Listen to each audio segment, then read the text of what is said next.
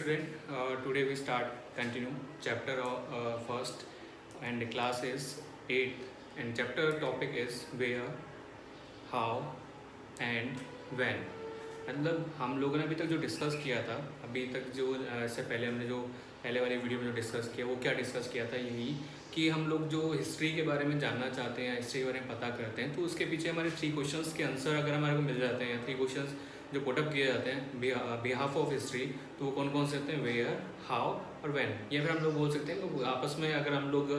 सफल करना चाहें लाइक हाउ, वेयर, व्हेन, तो डजंट मैटर, उससे कोई नहीं फर्क पड़ता है। लेकिन मेनली हमारा हिस्ट्री किस पर डिपेंड है, इन तीनों क्वेश्चंस के ऊपर डिपेंड है। ठीक है, मतलब चैप्टर फर्स्ट जो हमारा हिस्ट्री का है वो वेयर, व्हेन एंड हाउ है, जो कि हम लोग थोड़ा बहुत डिस्कस कर चुके हैं। अब उसके आगे चलते हैं। लाइक हमने बताया था कि थोड़ा बहुत कि लाइक जो हिस्ट्री में वेयर, हाउ और व्हेन का क्या वैल्यू है, या फिर वो क्यों वैल्यूबल है behalf of history, because of all the king and all the kingdoms and their battle and their birth and also their marriage depend on the history। मतलब हम लोग बात करें ये सारी चीज़ें किस पर डिपेंड करती है, हिस्ट्री के ऊपर डिपेंड करती है। प्लस ये हिस्ट्री किस पर डिपेंड करती है, आपके क्वेश्चंस कि वेयर, हाउ और व्हेन, की मतलब कहाँ पे और कैसे और क्यों, मतलब सॉरी क्यों नहीं, जैसे आपने बोला कहाँ पे, कैसे और कब, ये तीनों चीज़ें 3 क्वेश्चंस रहेंगे। अगर हम लोग क्वेश्चंस फाइंड करते हैं हिस्ट्री के रिगार्डिंग, तो हमारे को पूरी हिस्ट्री के बारे में पता लग सकता है। अब जो उसका नेक्स्ट जो है, आज जो हम लोग टॉपिक लेते हैं या फिर बात करें नेक्स्ट जो चीज़ है, वो हमारा कौन सा है, हाउ डू वी पैराडाइज। मतलब हम लोग बात कर रहे हैं कि हम अगर किसी भी चीज़ का डिस्कस करते हैं, किसी चीज़ के बारे में अगर हम लोग जानना चाहते हैं, तो उसमें तो सबसे मेन चीज़ क्या आती है कि हम लोग उसको पैराडाइज कैसे करें, मतलब लाइक उसको पीरियड में कैसे डिवाइड करें, या उसको हम लोग ऐसा सेपरेट कैसे करें, या हम लोग एक पर्टिकुलर उसका एक बल्क या एक ड्यूरेशन कैसे बनाएं। तो जैसे हम लोग बात करते हैं ना, जैसे नॉर्मली हम लोग प्रैक्टिकल लाइफ में बात करते हैं, तो प्रैक्टिकल लाइफ में नॉर्मल क्या होता है कि हम जो भी करते हैं वो एक पर्टिकुलर रूटीन होता है, और रूटीन जो होता है टाइम के अकॉर्डिंग होता है, या फिर हम बोलें एक टाइम फिक्स होता है, उसके अकॉर्डिंग हम लोग करते हैं। तो एक तरह से वो क्या हो गया, पैराडाइज हो गया। और दूसरी हम लोग बात करें कि टाइम टेबल आप लोगों ने देखा होगा, चाहे स्कूल का टाइम टेबल हो, या फिर आपका स्टडी टाइम टेबल हो, या आपका पर्टिकुलर डेली रूटीन का टाइम टेबल हो, तो हम टाइम टेबल को फॉलो करते हैं। तो एक तरह से वो इसी का एग्जाम्पल है, किसका, पैराडाइज का। ठीक है, अब पैराडाइज अब होता क्या है, तो मैं अभी हम लोगों ने डिस्कस किया था कि पैराडाइज मतलब होता है कि लाइक किसी चीज़ को एक सिस्टमेटिक तरीके से या एक तरह से एक हम ड्यूरेशन को फिक्स कर लेना है, उसको प्रिपेयर करना है, जिसको हम लोग इंग्लिश में भी आप लोगों ने देखा होगा कि हम लोग 2 वर्ड होते हैं, सिंस और फोर। फ्रेंड ग्रामर में हम लोग देखते हैं सिंस और फोर एज यूजुअल, जो ग्रामर का टेंस के अंदर काफ़ी यूजेबल पॉइंट है सिंस और फोर का। तो सिंस का नॉर्मल हम लोग 4 की बात करें तो 4 एज यूजुअल हम लोग टाइम के लिए काम में लेते हैं। और सिंस जो है पर्टिकुलर टाइम ड्यूरेशन, या एक तरह से हम लोग बोलते हैं कि सिंस जो है पर्टिकुलर फिक्स टाइम के लिए होता है। तो वहीं पे 4 किस लिए होता है, एक टाइम ड्यूरेशन के लिए, मतलब 2 आवर, 3 आवर, 4 आवर, एक वो टाइम क्या हो गया, एक तरह से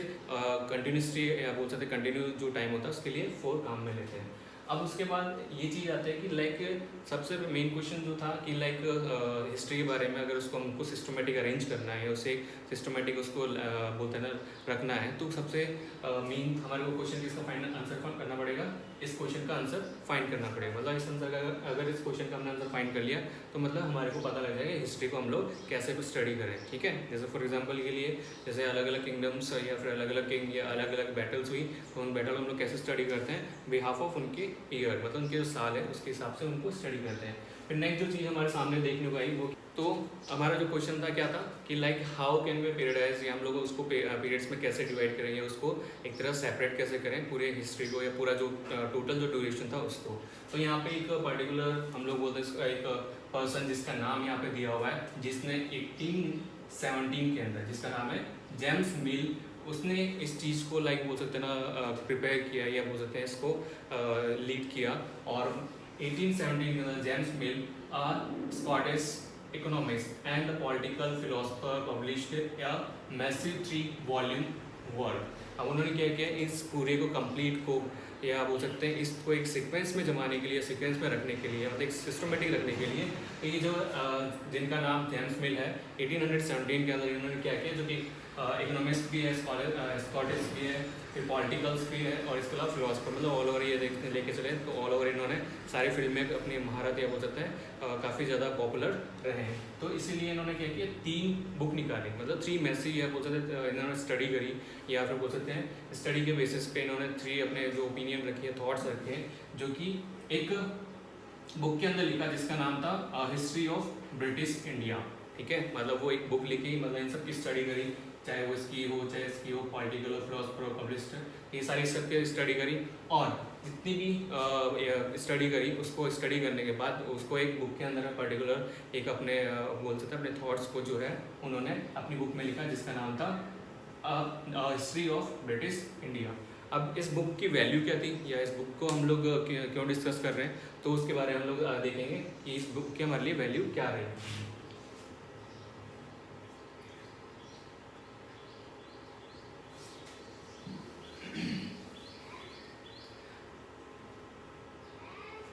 जेम्स मिल, जिसका भी हम डिस्कस कर रहे थे, तो जेम्स मिल जो इसने बुक लिखी है अपनी, और उस बुक के अंदर अपने जो थॉट्स थे या जो बताना चाह रहा था, या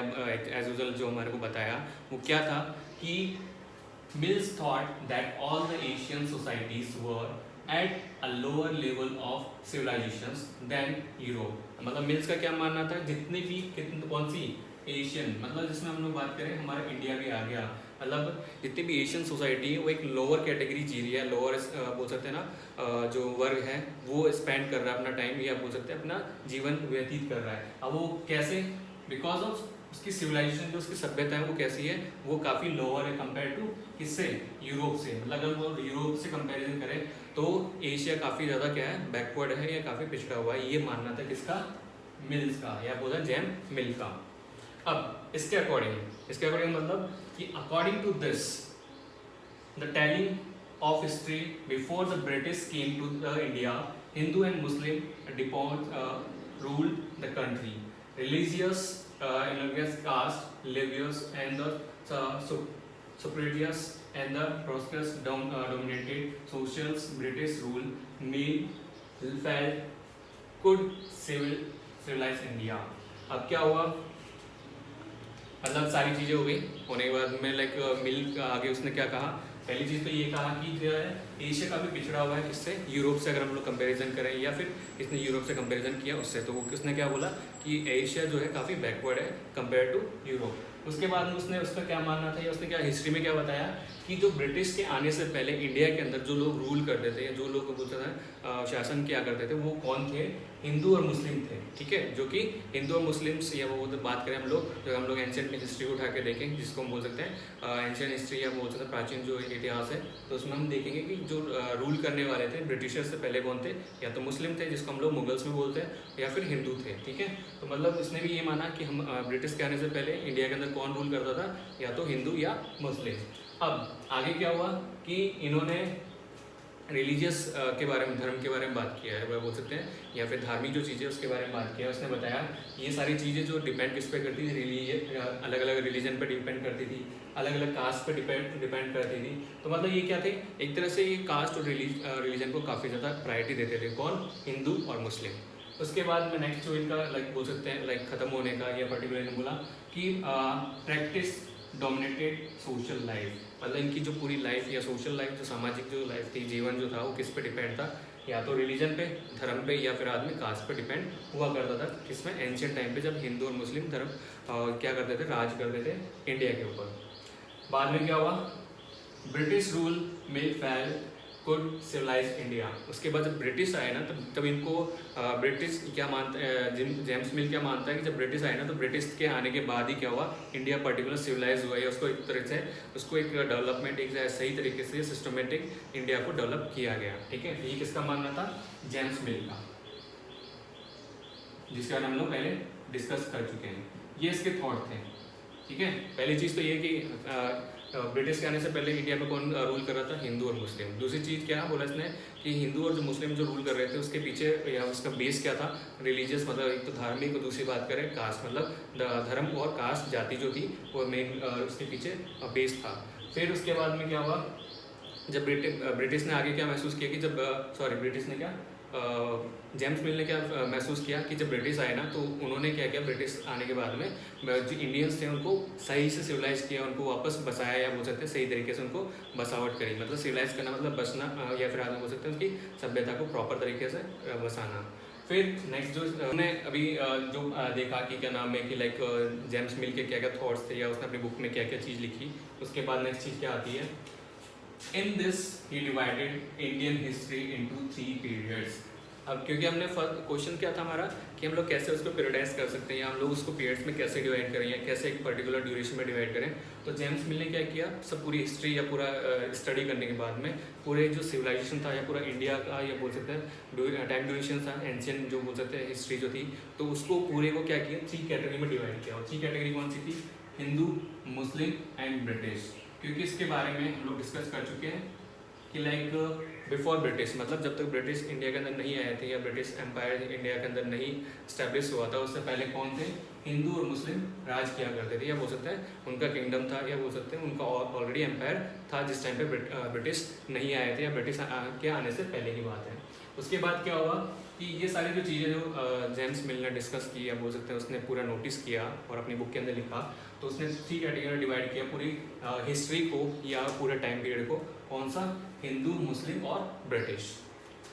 अब इसके अकॉर्डिंग उसका क्या मानना था कि जो 3 सोसाइटी या 3 पीरियड्स के अंदर डिवाइड किया है जेम्स मिल ने, तो पहला तो बोला कि this periodizations came to be widely accepted। मतलब क्या हुआ कि अगर हम लोग आज भी अगर बात करें कि लाइक एंशियंट हिस्ट्री या पूरी हिस्ट्री को स्टार्टिंग से लेके अभी तक लेके चले, तो हम लोग भी ये बोलते हैं कि पहले क्या था कि लाइक हिंदू क्या करते थे यहाँ पे लाइक उनका एम्पायर था या बोल सकते हैं हिंदू धर्म यहाँ पे पूरा शासन करता था इंडिया के अंदर। फिर क्या हुआ, मुस्लिम्स आए, मतलब जिसको बोलते थे मुगल्स आए, तो उन्होंने क्या किया, पूरा पूरा ऑक्यूपाई कर लिया, पूरा कब्जा कर लिया किसके ऊपर, इंडिया के ऊपर, या बोल सकते हैं ऑलमोस्ट इंडिया को अपने अंडर में ले लिया। ठीक है, फिर उसके बाद में अगर हम लोग आगे देखते हैं तो हमने क्या देखा कि मुगल्स के बाद में कौन आए, ब्रिटिशर्स, जिन्होंने हमारे इंडिया के ऊपर पूरा कब्जा किया है, ऑक्यूपाई किया और पूरा पोजीशन अधिकार जमाने के बाद में उन्होंने अपना एम्पायर स्टेब्लिश किया। तो ये आज भी हम लोग वही हिस्ट्री पढ़ते आए हैं जो कि लाइक जेम्स मिल ने पहले बताया था या उस स्टडी कर चुका था। फिर नेक्स्ट सेकेंड चीज़ जो बोली वो क्या बोली, can you think of any problem with this way of looking at Indian history. मतलब अगर हम लोग सोचते हैं कि अगर जैसे जेम्स मिल ने बोला कि हिस्ट्री को अगर हम डिवाइड करें पीरियड वाइज तो हिंदू, मुस्लिम और ब्रिटिश है, तो क्या हमारे को ये जो डिवाइडेशन है इससे कुछ प्रॉब्लम है या फिर हम लोग को ये जो चीज़ है इसको हम रिफ्यूज़ कर सकते हैं क्या। तो हम अगर इसका अगर क्वेश्चन का आंसर दें तो हम बोलेंगे नहीं। क्यों, बिकॉज हम लोग हिस्ट्री अगर उठा के देखते हैं या हम लोग हमारी हिस्ट्री को स्टडी करते हैं जो कि लाइक जो स्पेंड की है या बीत चुकी है या ख़त्म हो चुकी है ऑलमोस्ट, तो उस हिस्ट्री के बारे में पढ़ेंगे तो सबसे पहले क्या देखेंगे कि हमारे इंडिया के अंदर कौन थे, हिंदू थे। ठीक है, जिन्होंने अपना एम्पायर खड़ा किया, इस्टेब्लिश किया और पूरा शासन किया, बोलते थे किंगडम्स वगैरह उन्होंने क्या किए थे, फॉर्म किए थे। उसके बाद क्या हुआ, जब उनके लाइक बीच में डिस्प्यूट्स होने लगे स्टार्ट हो गए या बोलते हैं म्यूचुअल कॉन्फ्लिक्ट्स या बोलते हैं उनमें आपस में विवाद होना स्टार्ट हो गया या लड़ाई होनी स्टार्ट हो गई, तो बाद में मुगल्स आए या मुगल ने उस चीज़ का फ़ायदा उठाया या फिर बोल सकते हैं प्रॉफिट किसको मिला, मुगल्स को। मतलब सेकंड किसका एम्पायर इस्टेब्लिश हुआ, मुगल्स का। फिर जब मुगल्स में भी सेम इंसिडेंट या सेम चीज़ें होनी स्टार्ट हुई जो कि हिंदू या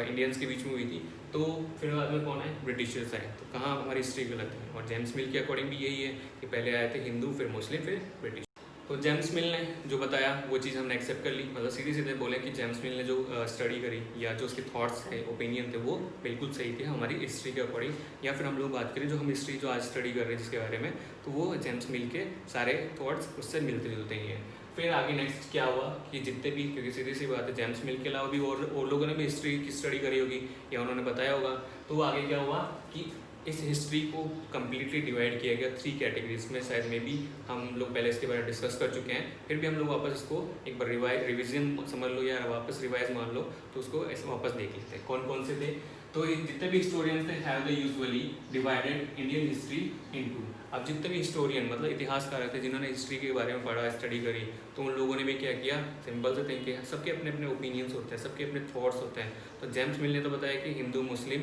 और ब्रिटिश के अकॉर्डिंग उन्होंने डिवाइड किया। फिर बाकी जो हिस्टोरियन थे उन्होंने क्या किया, उन्होंने 3 कैटेगरी अलग से रखी। कौन सी, एक तो एंशियंट हिस्ट्री, फिर मिडिवल हिस्ट्री और मॉडर्न हिस्ट्री, जिसको हम लोग इसको मिडिल हिस्ट्री भी बोल सकते हैं।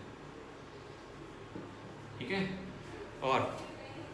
एंशियंट हिस्ट्री और मिडिवल हिस्ट्री और मॉडर्न हिस्ट्री की बात करें तो ये हिस्ट्री कब से स्टार्ट हुई और कब खत्म हुई, तो एंशियंट हिस्ट्री अगर हम लोग लेके चले, मतलब ये जो आपके मिडिवल हिस्ट्री है ये आपकी स्टार्टिंग है 8th सेंचुरी से लेके 18 तक। 18 के बाद में हमारी मॉडर्न हिस्ट्री है और 8th सेंचुरी से पहले, मतलब आपके एंशियंट हिस्ट्री, मतलब हम लोग अगर सीधे सीधे बोले कि एंशियंट हिस्ट्री कब स्टार्ट हुई थी तो बिफोर 8th सेंचुरी, और मिडिल हिस्ट्री कब स्टार्ट हुई थी, या बोल सकते हैं मिडिल हिस्ट्री कब से स्टार्ट हुई तो 8 से लेके 18 तक, मतलब 8th सेंचुरी से लेके 18 तक मिडिल हिस्ट्री थी। उसके बाद में नेक्स्ट जो इसके बाद 18 के बाद हुई वो मॉडर्न हिस्ट्री स्टार्ट हुई। मतलब सीधे सीधे बात करें जो हिस्टोरियन का मानना था कि जो हिस्ट्री को हम अगर डिवाइड करेंगे, या हिस्टोरियन ने जो डिवाइड किया, इतिहासकार ने जो डिवाइड किया, वो कौन कौन से थे, एंशियंट, मिडिवल और मॉडर्न, या इसको बोल सकते हैं मिडल हिस्ट्री भी। ओके, फिर आगे देखते हैं नेक्स्ट। डिवाइड किया जेम्स मिल ने अकॉर्डिंग टू हिंदू, मुस्लिम और ब्रिटिश। तो वैसे ही अलग अलग हिस्टोरियन ने डिवाइड किया, कैसे कि फर्स्ट तो एंशियंट, सेकंड ले लिया मिडिल हिस्ट्री, फिर थर्ड ले लिया मॉडर्न हिस्ट्री। तो ये जो अलग अलग डिवीजन थे, अलग अलग कुछ डिवाइडेशन किए गए इस पूरे हिस्ट्री के, तो इसमें भी क्या था, इन जितने भी हिस्टोरियंस थे या जेम्स मिल की बात करें, आपस में क्या हुआ, कॉन्फ्लिक्ट्स या बोल सकते हैं आपस में डिस्प्यूट्स होने स्टार्ट हुए कि नहीं हिस्ट्री ऐसी नहीं, या ये पॉइंट्स को हम लोग नहीं ले सकते, या फिर इसको हम लोग इस तरीके से नहीं दे सकते हिस्ट्री को, या ये प्रॉपर तरीका या प्रॉपर सेपरेशन ये सही नहीं है। मतलब बहुत सारे बोल सकते हैं ना ओपिनियन आए, या बोल सकते हैं अलग अलग इसके रिफ्यूज़ किए गए कि ये जो कैटेगरी डिवाइड की गई है गलत है। तो उसमें आगे क्या हुआ कि this division too has its problems, मतलब जो डिवीजन किए गए थे वो क्या थे, इनकी खुद की भी प्रॉब्लम थी, मतलब इनमें खुद में भी कुछ कमियाँ थी। कौन कौन सी कमियाँ थी वो देखते हैं। It is the periodizations that the borrowed from the West, where the modern period was associated with the growth of all forces and the modernity, science, reason, democracy, liberty and equality। मतलब अगर हम लोग बात करें कि ये जो periodisation थे, मतलब जो डिवाइड किए गए, ये सारे कहाँ से बोरो, मतलब कहाँ से लिए गए थे, वेस्ट कंट्री, मतलब तो वेस्ट जो बोल सकते हैं पोर्शन, या हमारा बोल सकते हैं वर्ल्ड का जो वेस्ट जो है वहाँ से लिए गया था, जहाँ पे ऑलरेडी मॉडर्न पीरियड चल रहा था। मतलब ऑलरेडी मॉडर्न पीरियड चल रहा था, मतलब कि हमारी जो एंशियंट हिस्ट्री है वो कंपेयर की जा रही थी मॉडर्न हिस्ट्री। तो ऐसा तो पॉसिबल ही नहीं हो सकता कि हम लोग पास्ट को कंपेयर करें प्रेजेंट से या फ्यूचर से, तो ये तो पॉसिबल नहीं है। इस मीन्स ये यहाँ पे फर्स्ट का जो कन्फ्यूजन था, या फर्स्ट जो रिफ्यूज़ किया गया वो क्या किया गया कि वेस्ट से अगर आप लोग इसको लेके आ रहे हो और मॉडर्न से एंशियंट से कंपेयर कर रहे हो, तो कहाँ पे वो एंशियंट रहेगी, वो आपके मॉडर्न में आ गई। अब उसमें क्या क्या चीज़ें बोलेंगे कि वहाँ पे क्या क्या चीज़ फोकस करेगी, मतलब वहाँ पे जो वेस्टर्न कंट्रीज थी उसमें क्या क्या फॉलो किया जा रहा था, लाइक साइंस, विज्ञान, ठीक है, रीजंस, मतलब लाइक कारण कौन कौन से रीजंस वगैरह है, फिर डेमोक्रेसी मतलब लोकतंत्र, लिबर्टी मतलब स्वतंत्रता, ये बोल सकते हैं छूट जिसको बोल सकते हैं, इक्वलिटी सब लोग जानते हैं, समानता। तो ये सारी चीज़ें वहाँ फॉलो की जा रही थी ऑलरेडी, जो हमारे इंडिया में की जानी थी। मतलब हम लोग किसको फॉलो करने जा रहे थे, मॉडर्न हिस्ट्री को, जो कि वेस्टर्न कंट्री में फॉलो की जा रही थी। लेकिन इसके हिसाब से तो फिर तो क्या हुआ, हमारी इंडियन हिस्ट्री एंशियंट थोड़ी, वो क्या हो गई, मॉडर्न हिस्ट्री हो गई। तो मतलब फर्स्ट कंफ्यूजन तो यहीं पे क्रिएट हो गया। Second, medieval was a term used to describe a society where these features of modern society did not exist. अब क्या बताया गया कि मॉडर्न हिस्ट्री के अंदर क्या बताया गया कि जो फीचर्स हम लोग ऊपर पढ़ रहे हैं, कौन से वाले, first science, reason, democracy, liberty और इक्वलिटी, ये जो फीचर्स हम लोगों ने पढ़े, ये सारे फीचर्स क्या हैं, इस सोसाइटी में नहीं है। कौन सी सोसाइटी में नहीं है, हमारी इंडियन सोसाइटी के अंदर, या बात करें हम लोग जो हमारी इंडियन हिस्ट्री के अंदर ये सारी चीज़ें नहीं है, तो मॉडर्न भी नहीं रही। मतलब कहना मीन्स ये रहा कि ना तो ये एंशियंट हिस्ट्री है और ना ही मॉडर्न हिस्ट्री है, मतलब दोनों हिस्ट्री नहीं है। तो फिर कौन सी रही, आपकी मिडिल हिस्ट्री रही, नहीं वो भी नहीं हुई। क्यों नहीं हुई, क्योंकि अगर हम लोग बात करें इन दोनों का मिड, तो ये हो गया ना तो जब बहुत ज़्यादा बैकवर्ड हुआ, ना ही बहुत ज़्यादा डेवलप हुआ। मतलब कहने मीन्स ये हो गया कि मिड का, तो इसको हम लोग सीधे सीधे क्या लेंगे कि जो मिडवल जो था, मतलब मिडवल हिस्ट्री थी, उसका मानना क्या था कि इसको डिस्क्राइब किया गया था सोसाइटी के अंदर इस बेसिस पे कि लाइक ना तो मॉडर्न है ना ही नहीं है। तो हम लोग सिर्फ आगे देखते हैं इसी, जितने भी डिवीज़न हमने देखे, चाहे वो जेम्स मिल के अकॉर्डिंग हो या अलग अलग हिस्टोरियन के अकॉर्डिंग हो, तो उन सब में आपस में कन्फ्यूजन था या बोल सकते हैं प्रॉब्लम थी। और वो सारी प्रॉब्लम भी हमने देखी कि कौन कौन सी दोनों प्रॉब्लम थी, ये कौन कौन सी चीज़ें हमने फोकस करी जो प्रॉब्लम के बेसिस पे हिस्ट्री में आई थी। अब आता आगे, record rooms were set up and attach to all administrative institutions. अब उसके बाद क्या हुआ कि इस हिस्ट्री को जानने के लिए या हिस्ट्री के बारे में पता करने के लिए, जो कि हमने 3 कैटेगरी में अकॉर्डिंग टू जेम्स मिल के अकॉर्डिंग देखी थी, हिस्टोरियन के अकॉर्डिंग भी देखी हम लोगों ने, इस पूरे कंप्लीट को बोल सकते हैं नॉलेज में रखने के लिए या कंप्लीट को वापस जानने के लिए, या इसको एक तरह से बोल सकते हैं हम फ्यूचर में यूज़ कर सके, तो उसके लिए क्या बनाए गए, रिकॉर्ड रूम्स बनाए गए। और ये सारे रिकॉर्ड रूम्स किससे जोड़े गए, एडमिनिस्ट्रेटिव इंस्टीट्यूशन, एडमिनिस्ट्रेटिव इंस्टीट्यूशन मतलब कि वहाँ के जितने भी विभाग थे, मतलब जितने भी आपके बोल सकते हैं डिपार्टमेंट थे जो कि किससे आपके एडमिनिस्ट्रेशन से या वो बोल सकते हैं प्रशासन से डिपेंड करते हैं, या जितने भी बोल सकते हैं अलग अलग किंगडम्स के अंदर हुए, या हम लोग बात करें अलग अलग राजा जो हुए उनमें जो एडमिनिस्ट्रेटिव डिपार्टमेंट था या इंस्टीट्यूशन था उससे क्या किया, जोड़ा गया। इंस्टीट्यूशन मतलब संस्था होती है, ठीक है, और एडमिनिस्ट्रेटिव मतलब प्रशासन, प्रशासन भी बोल सकते हो और शासन भी बोल सकते हो, आप पर डिपेंड है और सेंटेंस पर डिपेंड करता है कि हम प्रशासन लें शासन लें। तो इसने क्या बोला कि जितने भी रिकॉर्ड्स थे वो सारे किससे कनेक्ट किए गए, किससे जोड़े गए, आपके प्रशासन संस्था से, मतलब जितने भी एडमिनिस्ट्रेटिव डिपार्टमेंट थे उनसे इनको जोड़ा गया। अब जोड़ने के बाद क्या हुआ या फिर नेक्स्ट चीज़ें क्या देखने को मिली, the British also felt that all important documents and letters needed to be carefully write and the present once done the thing could be properly studied and developed। मतलब क्या बोला गया कि जो ब्रिटिश थे, अब क्योंकि उनको भी ऐसा महसूस हुआ कि उनको अपनी हिस्ट्री संभाल के रखनी चाहिए, हिस्ट्री संभाल के रखनी चाहिए मतलब उनके जो भी रिकॉर्ड्स हैं उनको संभाल के रखनी चाहिए। तो उन्होंने क्या किया, जो जितने भी डॉक्यूमेंट्स थे या लेटर्स थे जो कि लाइक ऑफिशियल लेटर बोलते हैं या हम लोग बात करें ऑफिशियल डॉक्यूमेंट्स हैं, उनको उन्होंने क्या किया, संभाल के रखना स्टार्ट कर दिया। लेकिन संभाल के रखने के साथ साथ उनको वेल रिटन मतलब अच्छे से लिखे हुए या अच्छे से लिखते थे और उसके बाद उसे संभाल के रखते थे, कैप करके रखते थे। जैसे आज भी हम लोग देखते हैं कि लाइक बुक्स हम लोग संभाल के रखते हैं, कॉपीज़ अगर उसको केयर करते हैं। फिर हम लोग कहीं पे भी बात करें, आपकी फैमिलीज़ में भी देखा होगा फादर या फिर पेरेंट्स जो हैं वो डॉक्यूमेंट संभाल के रखते हैं। तो ये सारी चीज़ें हम लोग कहाँ से अडॉप्ट किया है, हमने एंशियंट हिस्ट्री से, या हम बात करें जो हिस्ट्री है वहाँ से अडॉप्ट किया है। नेक्स्ट क्या हुआ, by the middle of the okay, thank you students.